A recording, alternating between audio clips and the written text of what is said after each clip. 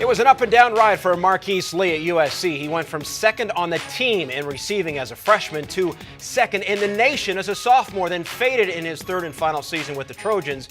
So when will he hear his name called in the upcoming draft? Ray Crawford here with our managing editor, Pete Fiutak. From Bolitnikoff to the background, that was the story for Marqise Lee in 2013. But one of his former teammates says, as for the NFL, he'll be just fine. Best word to describe Marqise is just he's a freak. The guy, he comes in, he'll work hard, he'll work his tail off. He's just really, really competitive, and I think he'll have a long, successful career. I'd say that's a ringing endorsement from a man who faced Lee in practice the last couple of years. Another guy who knows a little bit about the position, our insider John Jackson, who is 10th on the career receiving list at USC. And JJ, you believe that Lee will be the best receiver to come out of this draft class. Why? Yeah, I think that overall he has more versatility than the rest of the players in this draft. The one thing that you have to appreciate about watching Marqise play is that the ability to separate from defenders and the ability to make game-breaking type of runs after the catch is what's going to make him a great receiver. There's no question about that. Not to mention the fact that he's a great punt returner and a kick returner.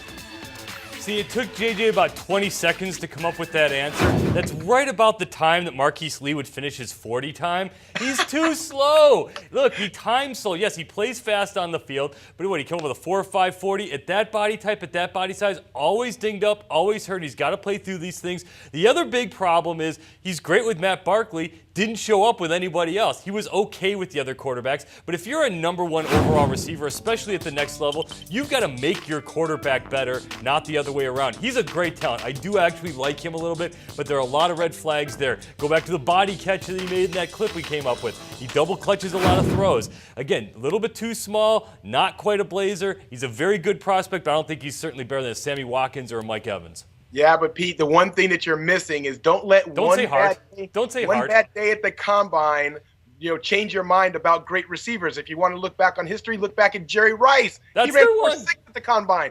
Marqise Lee is a legitimate 4.4 guy. He's a track guy. He's been running track ever since high school. He has the top end speed necessary to play in the NFL. I'm telling you, you're going to miss it if you don't think he's going to be the best guy at the end of the day. If I may paraphrase my man Doug Chapman, timer don't lie.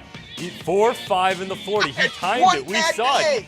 Yes, but we timed it. You saw this. You actually did the time, and he was too slow. Now, he's very good, and he plays fast. He plays well. I just don't think he's a #1 receiver. I think he'll be just a killer of a #2, but he's going to go in the first round. If you're going to take him that high, he's got to be your franchise-making target. I just don't know if he can stay healthy enough to be that. Well, certainly time will tell. And, JJ, I think you've seen him firsthand. Again, you know the position well. So we believe you when you say you've seen him with your own eyes and he'll have success in the NFL. We'll wait and see. JJ, thanks very much.